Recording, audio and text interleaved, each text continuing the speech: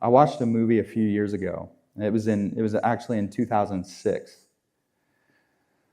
It was a movie about the Golden Gate Bridge. And I didn't know this at the time, but the Golden Gate Bridge is the #1 suicide destination in the world. And even as I say that, we know that a lot of people, even in here, have been touched by suicide. And it's a gut-wrenching thing. It's so destructive, it is so harmful. And this producer, this guy had this idea, and he was saying, I wonder what people are thinking, that like some people travel from a long ways to go to this bridge and end their life. And even thinking about, like, there's so many people on this bridge, and there's so much life on this bridge, and in the middle of all of that, people make a decision to end their life. And so he set up cameras for, I think it was maybe a year, set up cameras and just was filming all these different people, and they were able to save a lot of people, and they were interviewing, and some, unfortunately, they couldn't, and so they were having conversations about what led people to this place. And one of the people that they had a conversation with, he was a photographer on the bridge, and he was taking pictures, and this particular day, he's taking pictures of just the wildlife and taking pictures of the beauty of the bridge, and he's taking pictures of all these different things. And as he's taking pictures, through his lens, he sees a young woman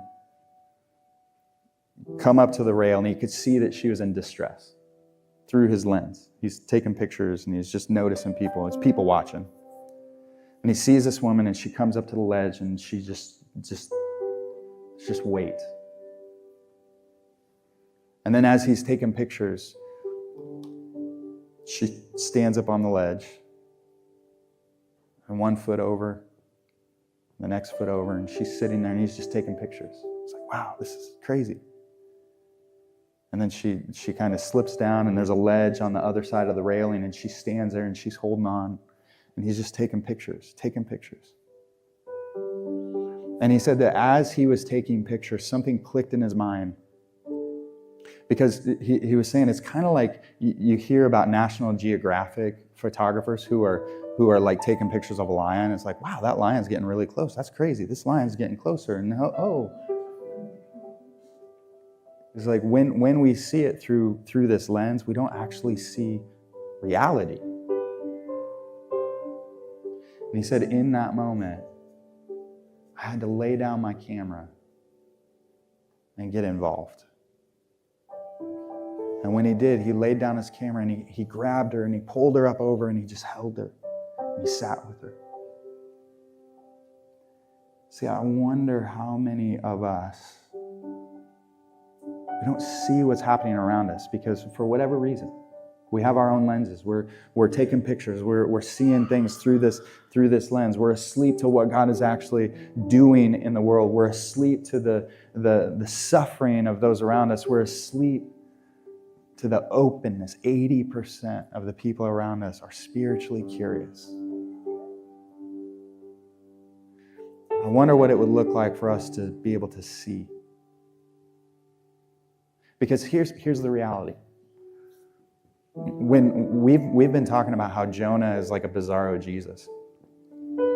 And the reality is that Jesus was also asleep in a boat in a storm.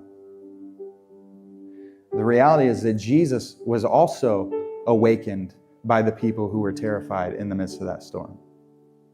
And Jesus was also, he was accused of not caring. If you read in the Gospels, they're in the middle of the storm. Jesus is asleep. He's exhausted, and the disciples are terrified. They're bailing out water. The same thing as the sailors. They're bailing out water, and they wake up Jesus, and they say, "Don't you care? Don't you care that we're going to die?"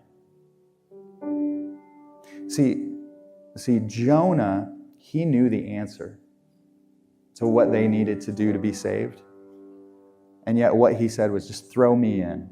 Rather than repenting and following God, he would rather die than see the people around him saved. But Jesus, in the midst of his life, died so that we might be saved.